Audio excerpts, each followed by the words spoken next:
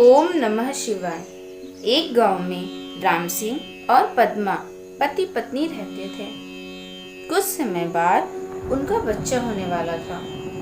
Padma hospital में भर्ती थी। नर्स ने राम सिंह को आकर खुशखबरी दी कि आपके जुड़वा बच्चे हुए हैं। राम सिंह ने कहा कि 2 लड़के, लेकिन नर्स ने कहा कि 1 लड़का और 1 लड़की।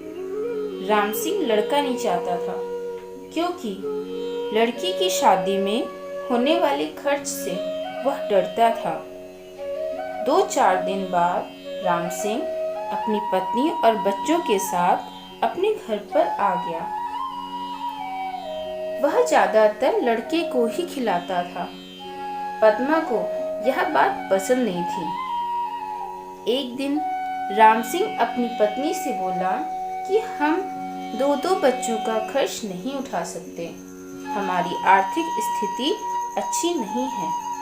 इसके अलावा लड़की की शादी में होने वाले खर्च को भी हम नहीं उठा सकते। इसलिए हम लड़की को मेरे मित्र को सौंप देते हैं, जिसकी कोई संतान नहीं है।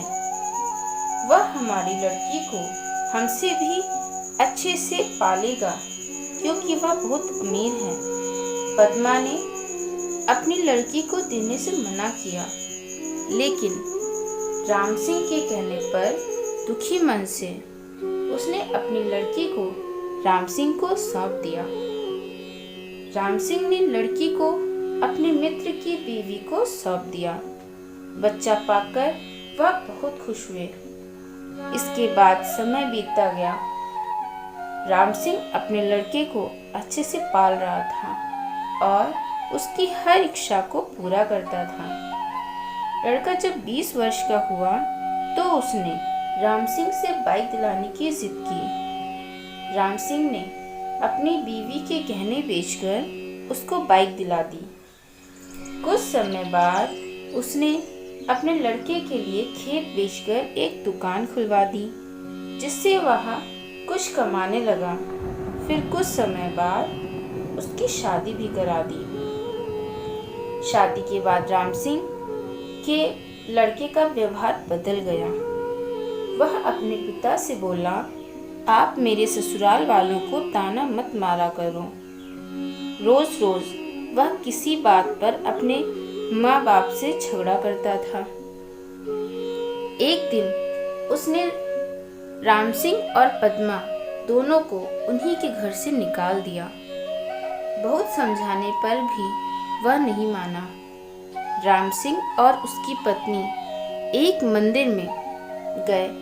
वहां पहुंचकर पद्मा ने राम सिंह को कहा कि मंदिर का प्रसाद खा लेते हैं। जब वह प्रसाद ले रहे थे तो वहां पर राम सिंह के मित्र की पत्नी आ गई। उसने राम सिंह को पहचान लिया।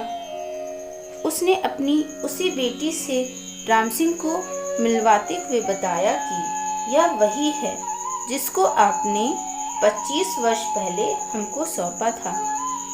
आज यह एक डॉक्टर है और वृद्धा आश्रम भी चलाती है। राम सिंह और पद्मा अपनी बेटी से मिलकर बहुत खुश हुए और उन्होंने अपनी सारी बात अपनी बेटी को बताई। इसके बाद वह बोली कि अब आप दोनों मेरे साथ ही रहेंगे।